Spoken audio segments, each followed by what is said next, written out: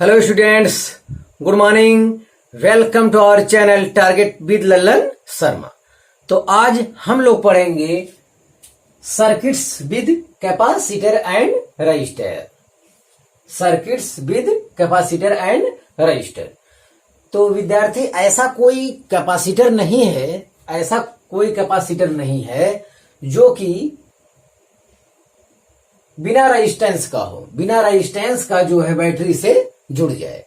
तो इससे पहले हम लोग जो न्यूमेरिकल अब तक लगाते थे, कोई बैटरी रहता था, जैसे कोई कैपेसिटर है, हम लोग उसे क्या बैटरी से जोड़ देते थे। तो ये माना जाता था कि ये कैपेसिटर क्या है, टोटल चार्ज है। कैपेसिटर जो है टोटल चार्ज है, ये माना जाता था। लेकिन टोटल चार्ज कैसे है, ये शुरू से ऐसा नहीं है। उसकी ये प्रोसेस है, अंत में तब जाके 3 स्टेप से गुजरते हुए अंत में जाके वो फुल्ली चार्ज होता है। तो हम मान के चलते हैं बैटरी लगाए हैं तो ये फुल्ली चार्ज होता है कैपेसिटर। तो लेकिन चार्ज कैसे होता है आज यहाँ बताया जाएगा। तो हम लोग पढ़ेंगे सर्किट्स विद, हम लोग सर्किट ऐसा पढ़ेंगे जिसमें कैपेसिटर रजिस्टर दोनों। तो जो बुक में दिया रहेगा इस टाइप का, वहां पे केवल कैपेसिटर रहेगा, लेकिन कोई ऐसा कैपेसिटर नहीं होता जो कि सीधे बैटरी से जुड़ जाए। मतलब रजिस्टर होता है, रजिस्टर होता है, भले फिगर में ना भी बना रहे तब भी रेजिस्टेंस होता है। तो एक कैपेसिटर है जो कि V वोल्ट की बैटरी से जुड़ा हुआ है, और ये स्विच खुला था, T बराबर, स्विच बंद किया हमने T बराबर 0 पर, और यहां रेजिस्टेंस लगाया है। स्विच क्लोज किया, स्विच बंद कर दिया इनिशियली, मतलब T बराबर 0 पर क्या होगा। T बराबर 0 पर जो कैपेसिटर है विद्यार्थी, T बराबर 0 पर जो कैपेसिटर है वो उसका चार्ज क्या होता है, 0 होता है। उसका चार्ज क्या होता है, एक चीज और, V वोल्ट का है, पोटेंशियल डिफरेंस है प्लेटों के बीच। तो इधर 0 होता है, इधर 0 होता है, इधर V होता है। तो यहां भी 0 हुआ, यहां भी 0 हुआ, यहां 0 हो गया। ये इधर V होता है तो V लेके चले, यहां भी V होता, कोई काम नहीं, तो यहां भी V होता है। T बराबर 0 पर कहा जाए या इनिशियली कहा जाए, न्यूमेरिकल में दोनों एक ही बात है। T बराबर 0 पर कैपेसिटर चार्ज नहीं होता, बिल्कुल चार्ज नहीं होता। तो इसका यहां भी पोटेंशियल 0 है, तो यहां पर भी, मतलब दोनों प्लेट 0 पोटेंशियल पर होता है, ये कहने मतलब है। इनके बीच कोई पोटेंशियल डिफरेंस नहीं होता। लेकिन हम देख रहे हैं रजिस्टर के बीच देख रहे हैं, यहाँ पे 0 पोटेंशियल है, यहाँ पे V पोटेंशियल है। इनके बीच पोटेंशियल डिफरेंस है। जब पोटेंशियल डिफरेंस है तो वहां पे क्या होगा, चार्ज फ्लो करेगा। तो स्विच इज क्लोज, स्विच बंद है इनिशियली, T बराबर 0 पर हम बात कर रहे हैं। तो चार्ज क्या होता है इनिशियली, Q बराबर 0 पर चार्ज 0 होता है। फॉर कैपेसिटर के लिए कह रहे हैं ये बात। हाँ, चार्ज 0 है तो पोटेंशियल डिफरेंस देख लेते हैं चार्ज के बीच। तो पोटेंशियल डिफरेंस इक्वल टू होता है Q/C। तो जब चार्ज 0 है तो इसका पोटेंशियल डिफरेंस क्या आएगा, 0। ये भी कैपेसिटर के लिए हम बोल रहे हैं, अब ये भी हम कैपेसिटर के लिए बोल रहे हैं। अब देखते हैं, अब भाई इसमें ना चार्ज है ना पोटेंशियल डिफरेंस है, तो कोई उसका मतलब है नहीं, उसका होना ना होना कोई मतलब हमारा यहां नहीं है। तो अब देखते हैं, हम रजिस्टर की ओर चलते हैं। रजिस्टर में भाई पोटेंशियल डिफरेंस है, तो जाहिर है करंट फ्लो करेगा। तो करंट I, रजिस्टर में जो करंट फ्लो करेगा, I इक्वल टू V/R। इसमें इस दशा में करंट जो फ्लो करेगा रजिस्टर में, वो सबसे ज्यादा करेगा। इसलिए मैं लिख दिया हूं बगल में ओनली रेजिस्टेंस, मतलब ये जो करंट फ्लो कर रहा है वो किसमें, ओनली रेजिस्टेंस में कर रहा है। इस इनिशियली वाली केस, इसमें इनिशियली वाला सवाल आएगा और फाइनल वाला, 2 सवाल इस चैप्टर में हल करने। ये RC सर्किट जो है, इसका पूरा अध्ययन जब हम लोग AC पढ़ेंगे लास्ट में, इलेक्ट्रोमैग्नेटिज्म वगैरह के बाद जब AC पढ़ा जाएगा, तो उसमें इस हेडिंग का दोबारा विस्तृत अध्ययन किया जाएगा। यहां दो टाइप का सवाल होता है, इनिशियली और फाइनली। पढ़ाए मतलब तीनों का बता देंगे, लेकिन दोनों का अध्ययन जो करेंगे इनिशियली और फाइनली का यहाँ पे है कोर्स में, यहाँ उसके बारे में अध्ययन किया जाएगा। हाँ तो भैया कितना हो गया, करंट I इक्वल टू हो गया रेजिस्टेंस में V upon R only resistance. इसका मतलब होता क्या है, initially capacitors behaves just like zero resistance. Initial में फिर मैं कह रहा हूं कि कोई कैपेसिटर है वो सीधे बैटरी से नहीं जुड़ता। कैपेसिटर है तो रेजिस्टेंस न भी दिखाया जाए तब भी उस सर्किट में रेजिस्टेंस होता ही है। तो दिखा देने से आपका ये पता चल गया कहां है। तो अगर इनिशियल वाला न्यूमेरिकल आता है तो ये लाइन आपको ध्यान देना चाहिए, इनिशियली या t इक्वल टू 0 पर, ये आपको ध्यान देना चाहिए। न्यूमेरिकल में यही लाइन रहेगा तो इसी के आधार पे आपको व्यवहार करना होगा। Initially capacitors behaves just like zero resistance. प्रारंभ में कैपेसिटर ऐसा व्यवहार करता है, इनिशियली मतलब t बराबर 0 पर कैपेसिटर ऐसा बिहेव करता है जैसे वो जीरो रेजिस्टेंस का तार हो, जीरो रेजिस्टेंस का तार हो। तो जीरो रेजिस्टेंस का तार बनाने की ही क्या आवश्यकता है, उसकी क्या अहमियत है। तो इनिशियली वाले केस में कैपेसिटर को हटा के हम लोग तार को सटा देते हैं, उसे कहते हैं शॉर्ट सर्किट कैपेसिटर कहा जाता है। मतलब कैपेसिटर का कोई यूज यहां पर नहीं है। अरे भाई कैपेसिटर इनिशियली जो है t बराबर 0 पर, जो इसमें चार्ज नहीं है, पोटेंशियल डिफरेंस नहीं है, तो उसका कोई मतलब ही नहीं है, तो उसे सटा देते। तो अगर इनिशियली वाला हम लोग प्रॉब्लम हल कर रहे हैं तो ऐसे केस में हम लोग चालाकी करना चाहिए, उसे हटा दे। हटाने के बाद ये तार ऐसे सटा दो, मतलब केवल रेजिस्टेंस ही आपके वायर में रह जाएगा। तो जो वो करंट वगैरह पूछेगा, आप रेजिस्टेंस का फार्मूला जैसे हाई स्कूल तक आप पढ़े होंगे, श्रेणी में आर इक्विवेलेंट कितना होता है, कैसे निकाला जाता है, समांतर में आर इक्विवेलेंट कैसे निकाला जाता है। जो कैपेसिटर में समांतर होता है वही फार्मूला कैपेसिटर में समांतर में C equivalent equal to C1 plus C2 plus C3 होता है। रेजिस्टेंस में वही चीज सीरीज में होता है, R equivalent equal to R1 plus R2 plus R3। तो इसका उल्टा अगला हो जाएगा। तो ऐसे केस में आप इनिशियली वाले जब भी बात आए तो आप जान लेना कैपेसिटर का कोई यूज नहीं है, उसके बीच चार्ज क्या होता है, 0 होता है, उसके बीच चार्ज 0 होता है, पोटेंशियल डिफरेंस 0 होता है। तो हम लोग उसे हटा देंगे। यहां पे देखिए हटा दिए, तो हटा दिए तो केवल रेजिस्टेंस बन गया। उसमें करंट कितना बह रहा है, इसमें करंट सबसे ज्यादा I equal to V upon R बहता है, ये फर्स्ट केस में।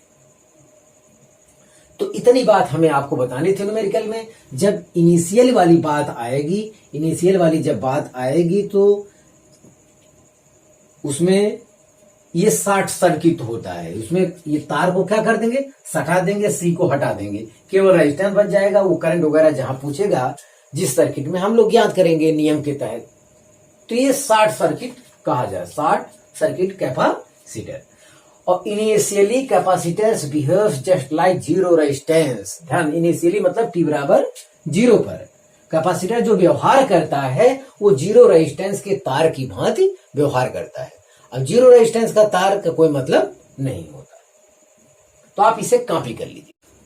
हाँ विद्यार्थी, देखा जाए सेकेंड केस।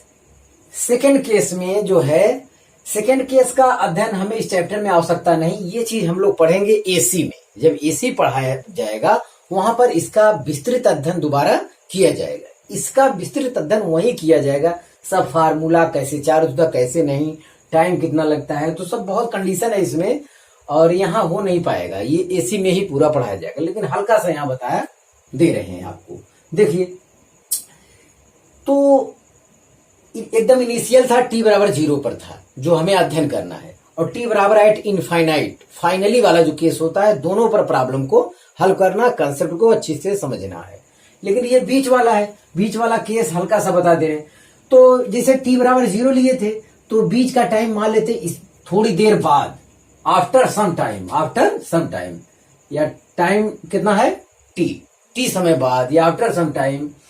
तो ये t समय बाद जो है अब धीरे धीरे ये चार्ज जो है थोड़ा सा बढ़ेगा। चार्ज 0 था लेकिन अब 0 नहीं हो गया। V वोल्ट बैटरी लगाए हैं तो इधर 0 है, यहां 0 हो गया, यहां 0 हो गया। ये यहां भी हो गया, यहां भी हो गया, ये तो हो गया। टी समय बाद कैपेसिटर का जो चार्ज है वो कितना हो जाता है, मान लेते हैं क्यू हो जाता है, तो ये हो जाएगा माइनस क्यू और ये हो जाएगा प्लस क्यू, ऐसा हो जाएगा। तो इनके बीच जो पोटेंशियल डिफरेंस हो जाएगा, पोटेंशियल डिफरेंस हो जाएगा वी इक्वल टू क्या हो जाएगा, क्यू अपॉन सी हो जाएगा। इनके बीच जो पोटेंशियल डिफरेंस होगा, कैपेसिटर के बीच जो पोटेंशियल डिफरेंस होगा वो delta V equal to Q by C होगा। यहां लिख दिए हैं फॉर कैपेसिटर, ये कैपेसिटर की चर्चा कर रहे हैं। तो इतनी जानकारी होना चाहिए। टी समय बाद जो है कैपेसिटर में थोड़ा सा चार्ज आ जाएगा। ये चार्ज आएगा कैसे, इसका एक प्रोसेस है। कैपेसिटर पूरी तरह चार्ज होता कैसे, तो इसका नियम ये है कि बैटरी जो लगा होता है ये कैपेसिटर के निगेटिव वाले प्लेट से यहां से डी क्यू चार्ज ले जाता है, ठोकर ले जाता है। तो ये प्लस है और इसका ये कम है, तो इसका पोटेंशियल ज्यादा होने की वजह से इधर ही जाएगा चार्ज। तो बैटरी का काम है इलेक्ट्रॉन पैदा करना नहीं है, बैटरी का काम इलेक्ट्रॉन को गतिमान बनाए रखना है, इलेक्ट्रॉन को गतिज ऊर्जा प्रदान करना है। तो बैटरी का जो वर्क होता है वो इलेक्ट्रॉन पैदा करता नहीं है, ये इलेक्ट्रॉन को गतिमान बनाए रखता है, उसे गतिज ऊर्जा प्रदान करता है।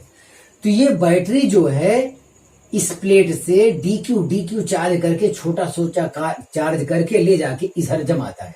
तो इधर नेगेटिव चार्ज होता है उतना उधर क्या होता है, पॉजिटिव चार्ज होता है। तो हम मान लेते हैं टी समय बाद इसका चार्ज कितना हो गया, स्मॉल लेटर में क्यू। अभी ये फुल्ली चार्ज नहीं है, फुलफिल्ड चार्ज नहीं है। तो चार्ज अगर क्यू है तो जाहिर है कि उसके पास पोटेंशियल डिफरेंस भी होगा। तो पोटेंशियल डिफरेंस विभवांतर हिंदी में क्यू अपॉन सी होता फॉर कैपेसिटर। अब चलते हैं रेजिस्टेंस पे। अब तक तो यहां जीरो पोटेंशियल था, यहां वी पोटेंशियल था, potential difference total V minus zero V आया था। लेकिन अब ऐसा नहीं है, रेजिस्टेंस के बीच जो पोटेंशियल डिफरेंस है अब की बार कम हो गया। कम मतलब अब की बार we minus Q by C होगा। तो रेजिस्टेंस में जो करंट फ्लो करेगा, जिसे आपको जानना चाहिए, potential difference upon R equivalent होता है। तो पोटेंशियल डिफरेंस अब की V minus Q by C होगा अपॉन आर, ओनली रेजिस्टेंस। तो बस इतना ही बताना, इसमें ये काम, इसमें और कंडीशन सब बाकी हैं, डिस्प्लेसमेंट करंट वगैरह पढ़ना है। तो ये सब विस्तृत अध्ययन हम लोग पढ़ेंगे कहां, एसी वाले चैप्टर में, आरसी सर्किट का, वहां विस्तृत अध्ययन इसका किया जाएगा। तो आप इसे कॉपी कर लीजिए। हाँ विद्यार्थी, तीसरा और अंतिम केस देखा जाए जिस पर हमें न्यूमेरिकल भी लगाना है। तीसरा केस है केस थर्ड। केस थर्ड में जो है फाइनली कहा जाता है उसे, फाइनली। केस थर्ड क्या कहा जाता है, finally. Finally T equal to infinite पर। तो फाइनली केस ये होता है, धीरे धीरे कैपेसिटर, वही बैटरी का मैं काम बताया हूं, ये डी क्यू चार्ज यहां से ले आता है, यहां ले जाता है, यहां ले जाता है। तो ये मान लेते हैं ये कंप्लीटली अब चार्ज हो गया है। तो finally T equal to infinite पर टोटल चार्ज जो हो गया, टोटल चार्ज हम मान लेते हैं क्यू हो गया। क्यू इक्वल टू क्या होगा, C V, completely charge for capacitor. ये कैपेसिटर के बारे में बात कर रहे हैं। तो जब कंप्लीटली चार्ज हो जाता है तो इसे कहा जाता है, this is called steady state. ये अस्थाई अवस्था कहा जाता है। तो जब कैपेसिटर कंप्लीटली चार्ज हो जाता है तो इसे अस्थाई अवस्था कहा जाता है। तो कैपेसिटर के बारे में ये जानकारी आपको होना चाहिए। तो स्टेडी स्टेट, तो ये इसमें ये लाइन देखिए सबसे ज्यादा कीमती है। न्यूमेरिकल जब हम लोग लगाएंगे तो हम देखेंगे इनिशियली लिखा है या स्टेडी स्टेट लिखा है। इनिशियली वाले कंडीशन में वो सब कुछ ध्यान देंगे जो कहा गया है, वहां कैपेसिटर का कोई मतलब नहीं, वो शॉर्ट सर्किट होता है, कैपेसिटर हटा के तार सटा देंगे केवल, बस वो होता है। अब स्टेडी स्टेट में फाइनल, कहीं फाइनली लिखा रहा है, स्टेडी स्टेट लिखा रहे, तो वो थर्ड वाला कंडीशन होता है। इस कंडीशन में कैपेसिटर पूरी तरह चार्ज होता है। पूरा चार्ज को जीरो से लेके चले थे तो ये क्यू चार्ज हो गया। क्यू चार्ज हो गया तो ये पोटेंशियल डिफरेंस वी है, तो इधर जीरो होगा, इधर पोटेंशियल डिफरेंस वी है तो इधर जीरो, इधर वी। तो ये लेके चले तो ये जीरो हुआ, ये जीरो हुआ, ये सॉरी ये वी हुआ, ये भी वी हुआ। कि ये क्यू चार्ज हो गया तो यहां पर पोटेंशियल हो जाएगा क्यू बाई सी। अब की बार पोटेंशियल डिफरेंस का मान हो जाएगा V माइनस क्यू बाई सी। ये पोटेंशियल डिफरेंस हो जब ये कंप्लीटली चार्ज हो गया तो क्या होगा, अब वही से पहले वाला जो फार्मूला हम लिखे थे, I equal to potential difference upon resistance, तो पोटेंशियल डिफरेंस कितना हो रहा, V minus Q by C, वही वाला प्रयोग करते हैं। लेकिन कैपेसिटर ये कंप्लीटली चार्ज हो गया है, कैपेसिटर कंप्लीटली चार्ज हो गया है, कंप्लीटली चार्ज हो गया है, तो जितना इनके बीच पोटेंशियल डिफरेंस है वही पोटेंशियल डिफरेंस V वाला इनके बीच भी हो गया। तो Q इक्वल टू जब V माइनस क्यू बाई सी लिखे आप, इससे पहले जो किए थे, अब Q बराबर क्या होता है, कंप्लीटली चार्ज हो गया, Q equal to CV, C cancel हो गया, V minus V upon R, तो मतलब पोटेंशियल डिफरेंस क्या आ रहा है, 0 आ रहा है। तो Q बाई सी जो हो रहा है वो V के ही बराबर है जब कैपेसिटर पूरी तरह चार्ज हो जाए तब, ये V के बराबर है। तो V के बराबर है तो रजिस्टर जो लगा है इसके बीच पोटेंशियल डिफरेंस हो गया 0। देखिए कंसेप्ट से भी आ रहा है, तो V minus V 0, potential difference जब 0 हो गया तो रजिस्टर में करंट फ्लो नहीं करता है, करंट फ्लो नहीं करता है, ये सब क्या कहलाता है, ये कंडीशन क्या कहलाता है, this is called steady state. Resistance में करंट फ्लो करता ही नहीं है, तो जिसमें करंट नहीं फ्लो करता उसके होने ना होने का क्या मतलब है। इससे पहले हम लोग देखे कि वो कैपेसिटर जो है किसी काम का नहीं हुआ इनिशियली वाले केस में, फाइनली वाले केस में हम देख रहे हैं इसका पोटेंशियल डिफरेंस 0 होने की वजह से रजिस्टर में कोई करंट फ्लो नहीं करता है, तो उसके होने न होने से कोई मतलब नहीं है। तो finally it behaves as open circuit resistance wire. तो जहां पे स्टेडी स्टेट वाला कंप्लीटली चार्ज हो जाए, स्टेडी स्टेट हो जाए या फाइनल वाला केस आ जाए, ऐसे केस में जिस सर्किट में कैपेसिटेंस जुड़ा होता है, जिस सर्किट में कैपेसिटेंस जुड़ा होता है उसे ओपन सर्किट कर दे, उसे खुला छोड़ देते, इस टाइप से ओपन कर देंगे। ओपन कर देंगे तो इस रेजिस्टेंस का क्या मतलब, मान लेते हैं करंट बह भी रहा है, कुछ क्या मतलब, ये काउंट में नहीं आएगा, कुछ है ही नहीं।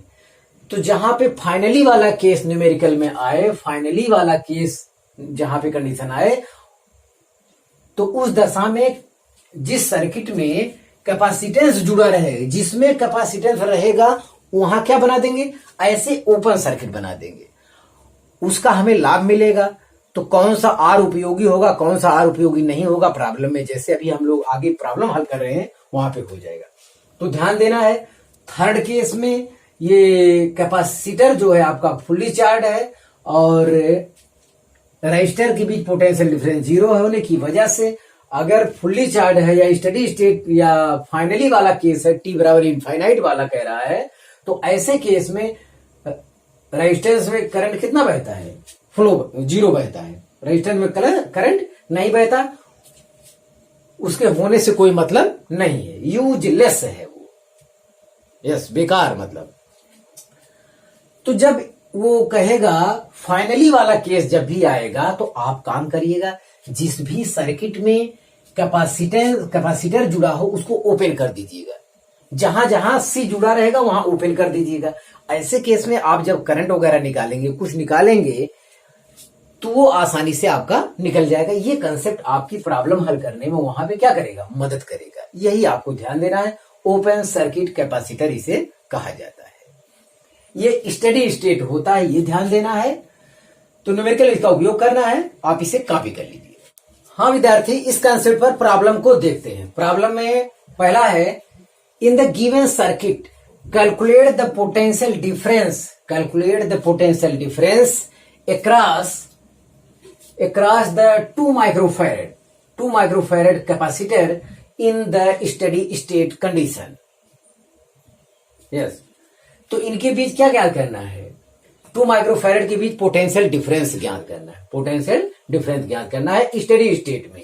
ये स्टेडी स्टेट कंडीशन दिया हुआ है, ये चीज है। If internal resistance of battery is 1 ओम, जो बैटरी दिया हुआ है उसका इंटरनल रेजिस्टेंस है कितना, 1 ओम है, इतना हमारे पास है। तो इन द स्टडी स्टेट में क्या होता है, स्टडी स्टेट वाले कंडीशन में आपको बताया गया है कि जब आपको करंट ज्ञात करना हो तो ऐसे में जहां पे कैपेसिटर जुड़ा हो उसे आप ओपन सर्किट कर दीजिए। तो ये ओपन कर दिए खुला हो गया, ये ओपन कर दिए खुला हो गया, मतलब इसमें करंट नहीं फ्लो करेगा, चलिए ठीक है। इसमें करंट मान लीजिए यहां खोल देंगे, बीच में रजिस्टर इसे पड़ा रहेगा, तो क्या मतलब ओपन सर्किट जैसा व्यवहार करेगा तो इसमें करंट नहीं जाएगा। इस पर हम विचार अभी नहीं करेंगे, करंट ज्ञात करने में इसका कोई लेना देना नहीं। अब हम आते हैं इस पर, मान लो ये हमारे काम का नहीं, तो जो भी यहां से करंट जाएगा वो यहां बहेगा, तो करंट यहां डिवाइड नहीं हो रहा है, तो 2 ओम 2 ओम ये 1 ओम और इंटरनल रेजिस्टेंस 1 ओम, ये क्या है सीरीज में हो गए। सीरीज में ऐसे केस मतलब in the steady state condition, in the study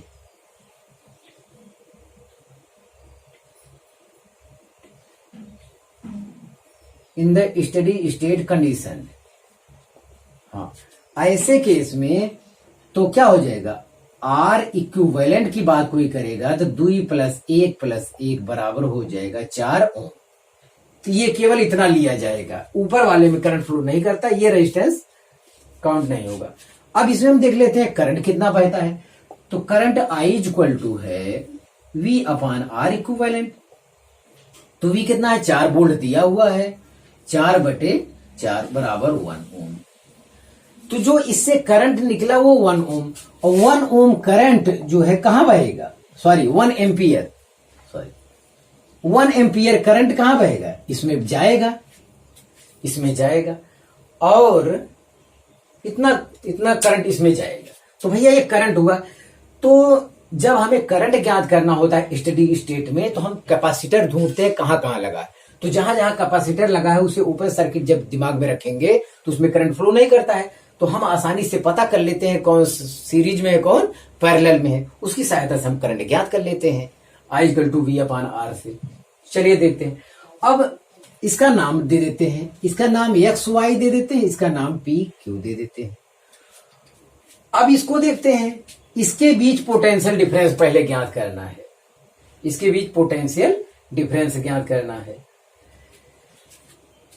तो लेकिन यहाँ इंटरनल रेजिस्टेंस यही 4 वोल्ट अभी यहां हो जाता और फिर यहां हो जाता क्योंकि ये पैरेलल में था, लेकिन ये इंटरनल रेजिस्टेंस है, इंटरनल रेजिस्टेंस की वजह से वोल्टेज का क्या होगा, ड्रॉप होगा। तो वोल्टेज ड्रॉप कितना होगा, वोल्टेज ड्रॉप होगा IR एक वोल्ट का ड्रॉप हो जाएगा। V = होता IR, तो इंटरनल रेजिस्टेंस 1 ओम है, करंट 1 एम्पियर है, तो V = IR में 1 वोल्ट का ड्रॉप हो जाएगा, बचेगा 3 वोल्ट। यहां 3 रखा जाए, यहां 0 3 0, इस टाइप से 3 वोल्ट होगा, 3 वोल्ट यहां 3 वोल्ट यहां। तो चलो रेजिस्टेंस से निकालते हैं, इनके बीच है कितना, तो potential difference between X and Y = potential difference P and Q, potential difference P and Q, इसके बीच। अरे भाई जो पोटेंशियल डिफरेंस इनके बीच होगा वही पोटेंशियल डिफरेंस इनके बीच होगा, तो इनके बीच ज्ञात कर लेंगे क्योंकि इनके बीच सब रेजिस्टेंस है, आसानी से ज्ञात हो जाएगा। देखें तो V = होता IR, इसमें करंट कितना बह रहा है, IR' कर देते हैं, करंट तो 1 एम्पियर ही बह रहा है केवल, और R' कितना है 2 ओम 1 ओम, कितना हो गया 3 ओम, बराबर आ गया कितना 3 वोल्ट। X और Y के बीच पोटेंशियल डिफरेंस कितना आया, X और Y के बीच पोटेंशियल डिफरेंस आया 3 वोल्ट। ये क्लियर हो गया आपका। हाँ, अब इसके बाद फिर देखते हैं, पढ़ते हैं, in the given circuit calculate the potential difference across 2 microfarad. अब इनके बीच पोटेंशियल डिफरेंस केवल पूछ रहा है 2 माइक्रोफैरड के बीच, ये जुड़े हुए हैं, तो जाहिर है कि इनके बीच पोटेंशियल डिफरेंस बोल रहा है, तो ये एक ही वायर में जुड़े हैं। जब एक ही वायर में जुड़े हैं तो जाहिर है ये सीरीज में होंगे, सीरीज में जो है चार्ज जो है बराबर होता है, चार्ज क्या होता है, बराबर होता है। तो चार्ज बराबर होता है, तो चार्ज बराबर कैसे आएगा, कैपेसिटर तो अलग अलग है, कैपेसिटर अलग अलग है, तो जिसका कैपेसिटर ज्यादा उसका वोल्टेज ज्यादा होगा, जिसका वोल्टेज कम है, जिसका कैपेसिटर ज्यादा है उसका वोल्टेज कम होगा, यही किया जाएगा। लेकिन आना चाहिए कितना, देखिए तो कहां गया, potential difference across 2 microfarad, potential difference across 2 microfarad is equal to, total 3 volt है, टोटल 3 वोल्ट है, तो ये आएगा 1/2 1/3 गुणे 3, तो ये आएगा कितना 1 वोल्ट, ये आएगा। तो मैं इतना, अगर इसके बीच पोटेंशियल डिफरेंस आप ज्ञात कर रहे हो तो इतना बटे टोटल कर देना, गुणे 3 पोटेंशियल डिफरेंस ये आया है, ये वाला रखा जाएगा, ये 3 कट गया, 1 वोल्ट आया। इतने हमसे पूछा था, हमारा सवाल समाप्त हो गया। लेकिन अगर 1 माइक्रोफैरेड के बीच पोटेंशियल डिफरेंस पूछता तो आप क्या जवाब देते, तब आप देते 2/2 1 3, 2/3 आता। अगर पूछता पोटेंशियल डिफरेंस अक्रॉस 1 माइक्रोफैरेड तो ये 2/3 गुणे 3 3 तो 2 वोल्ट आता। मैं लिख दे रहा हूं पोटेंशियल डिफरेंस अक्रॉस 1 माइक्रोफैरेड, तो हो जाएगा 2/3 गुणे 3, ये कट गया, कितना आता 2 वोल्ट। ये पूछा नहीं है 2 वोल्ट। मैं क्यों बता रहा हूं, बता इसलिए रहा हूं भैया कि चार्ज सेम होता है, चार्ज सेम होता है, तो चार्ज कैसे सेम आएगा। अब चार्ज देखिए Q इक्वल टू CV, देखिए C1 इसका भी ये 2 1 के 2 यहां भी आया, और CV 2 1 के 2, तो एकदम ठीक है। तो चार्ज ज्ञात करने का ये तरीका है, आपको बराबर करना ही करना है। Q इक्वल टू CV यहां से निकालिए, Q इक्वल टू CV यहां से निकालिए, अपने आप पता चल जाएगा। हाँ, तो आप इसे कॉपी करें। हाँ विद्यार्थी, देखा जाए अगला सवाल। In the given circuit find the number A, initially current supplied by the battery. Initial में बैटरी द्वारा कितना करंट सप्लाई होता है ये आपको बताना है। Final current supplied by the battery, final में करंट कितना सप्लाई करता है, दोनों दशाओं में करंट ज्ञात करना है, दोनों दशाओं में करंट ज्ञात करना है। तो इनिशियली वाले कंडीशन में, initially capacitor behaves just like zero resistance wire. Initially capacitor behaves just like zero resistance wire. तो प्रारंभ में जो कैपेसिटर बिहेव करता है पहले कंडीशन के लिए, वो लगता है जीरो रेजिस्टेंस का वायर है, उसके होने से कोई मतलब नहीं है। अगर इनिशियल वाला हम हल करते हैं तो इसका ये फिगर बनेगा, केवल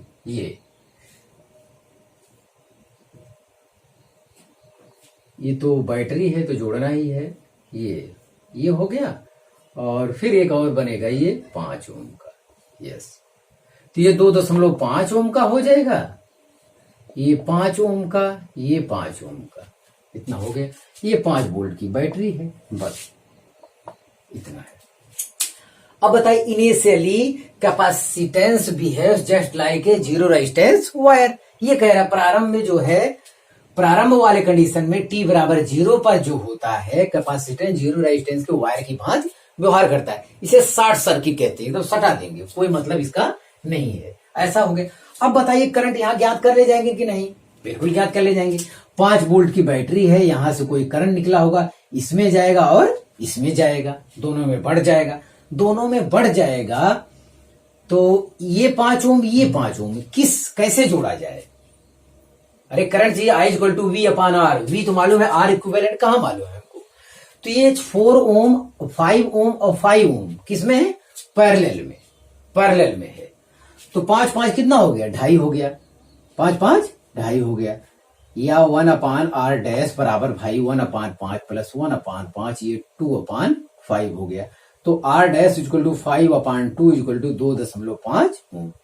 ये 5 5 किसमें, ये बाहर वाला, ये वाला। अरे भाई बैटरी से यही निकल रहा है, इसमें करंट जा रहा है, इसमें करंट जा रहा है, करंट डिवाइड हो रहा है, तो ये दोनों किसमें होंगे, पैरेलल में होंगे। पैरेलल में रेजिस्टेंस आप पढ़े होंगे हाई स्कूल में, वो ये फार्मूला होता है। इंटर में तभी करंट इलेक्ट्रिसिटी पढ़ाना है हमको, तो आगे है वो, लेकिन हाई स्कूल में फार्मूला आप जानते हैं हाई स्कूल से। यस, तो ये R डैश ये हो गया 5 5 ढाई हो गया। अब बस एक वायर इसमें नहीं होगा, कोई एक हटा देंगे, एक स्थान पे इसको क्या कर देंगे, ढाई और ढाई। अब जब एक का राउंड बचेगा केवल, अरे भाई ऐसे हटा दीजिए इसको, ऐसे हो गया, तो यहां कितना बचा, ढाई, एक ही बचा।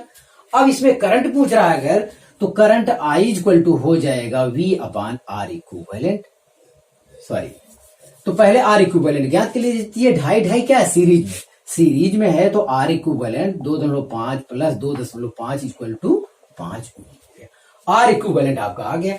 अब इस दशा में पहली वाली कंडीशन में तो करंट I इक्वल टू होता है V upon R equivalent. V है आपका 5 वोल्ट, R इक्विवेलेंट 5 है, तो कितना करंट बहा, 1 एम्पियर बहा। तो ये पहला initially current supplied by the battery कितना हुआ, ये यहां से पता चल गया। चलिए अब दूसरा वाला हल करते हैं। दूसरा वाला कह रहा है final current supplied by the battery, final current supplied by the battery. तो finally it behaves as open circuit resistance wire, finally it behaves as open circuit wire. Final में बताया गया है जिसमें कैपेसिटर लगा हो उसकी सर्किट क्या कर देना चाहिए, ओपन कर देना चाहिए। तो ओपन जब कर देंगे तो ये फिगर आप बना है, मैं इसी में से बना दे रहा हूं, ओपन कर देंगे, चलिए अलग से बना देते हैं। तो ये आएगा इस टाइप से, ये हो गया, यहां 5 ओम का रजिस्टर, ये ओपन, फिर यहां इस टाइप से, यहां बैटरी, यहां रेजिस्टेंस, ये रहेगा रेजिस्टेंस 2.5 ओम का, और यहां क्या रहेगा, यहां 5 ओम का रेजिस्टेंस रहेगा, 5 ओम का रेजिस्टेंस रहेगा, ये 5 वोल्ट की बैटरी। इस टाइप का फिगर तब बनेगा आपका 5 ओम। यस, तो ये आपका हो गया ओपन सर्किट। फाइनली जो है वो कैपेसिटेंस जहां पे जुड़ा होता है वो सर्किट ओपन कर देते हैं, करंट ज्ञात करने में हमारा हो जाता है क्या, बहुत मदद हो जाता है। अब बताइए जो इससे करंट बहेगा, अब उसे मजबूरन इसी में घूमना पड़ेगा, तो खुला सर्किट है, व्यवहार कर रहा है, तो उसमें करंट तो जाएगा नहीं, मतलब उसमें करंट की खपत नहीं, एकदम खुला है। तो इसका मतलब ये 5 और 2.7 कोने में है। जब यहां करंट डिवाइड नहीं हो रहा है, बंटवारा नहीं हो रहा है, तो ये कितना 5 2 7, ये 5 और ढाई 7.5 हो गया, ये आर इक्विवेलेंट हो जाएगा। मतलब 5 ohm 5 ohm and 2.5 ohm are in series, तो आर इक्विवेलेंट इक्वल टू हो जाएगा यहाँ के 5 प्लस 2.5 इक्वल टू 7.5 ओम, ये आर इक्विवेलेंट हो गया, बस खत्म। तो current I equal to V upon R equivalent, तो वी आपका 5 वोल्ट ही है, आर इक्विवेलेंट 7.5 है। यस, तो 10 से ऊपर नीचे गुणा करेंगे तो 50 अपान 75 हो गया, 25 दूनी 50, 25 तिया 75, 2/3 एम्पियर विद्यार्थी आया इन सेकेंड केस। अब हम समझते हैं, आपको मतलब टोटल क्लियर हो गया होगा। हाँ, तो आप इसे कॉपी कर लीजिए। तो विद्यार्थी आप परेशान ना हो, ये चीज बोर्ड लेवल पर पढ़ाया नहीं जाता है, फिर भी जो बोर्ड लेवल पे लड़के हैं वो वीडियो को तब भी पढ़ते चलें। और ये 2 कंडीशन का यहाँ मतलब हम बताए हैं, इसका विस्तृत अध्ययन एक बार और किया जाएगा जब हम लोग एसी पढ़ेंगे। तो यहाँ थोड़ा सा बताना था। अब एसी के बगैर बीच वाला जो दूसरा कंडीशन था उस पर विस्तृत चर्चा नहीं हो पाई, वो एसी वाले चैप्टर में ही हो पाएगा। तो आप विद्यार्थी मेहनत से पढ़ाई करते रहिए। All the very best.